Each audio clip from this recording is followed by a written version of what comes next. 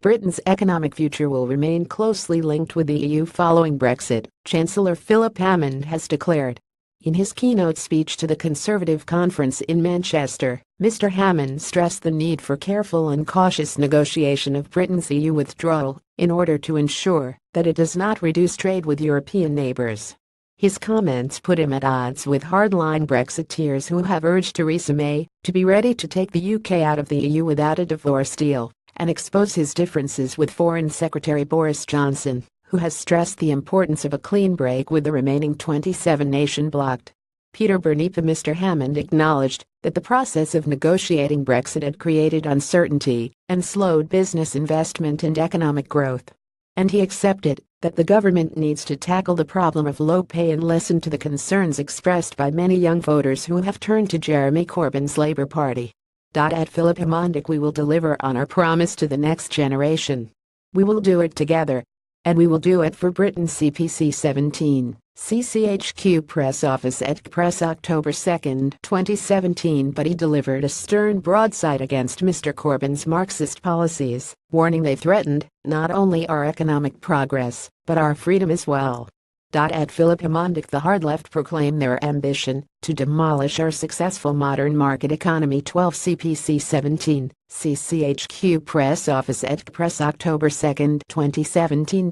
At Philip Hammond, and replace it with a back to the future socialist fantasy with extra debt for the next generation to pay off. 22 CPC 17, CCHQ Press Office at Press October 2, 2017. At Philip Hammond, Jeremy Corbyn is a clear and present threat to our prosperity. CPC 17, CCHQ Press Office at Press October 2, 2017. Denouncing the Labour leader as a clear and present danger to our economic prosperity, he said he relished the coming debate with dinosaurs, who he branded a political version of Jurassic Park, telling Mr. Corbyn, "Bring it on."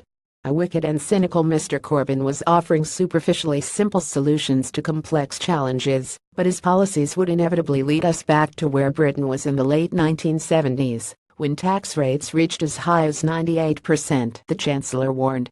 He urged Conservative activists to take on the argument voiced at Labour's conference in Brighton last week, that the capitalist economic model, which has held sway since the time of Margaret Thatcher, had failed.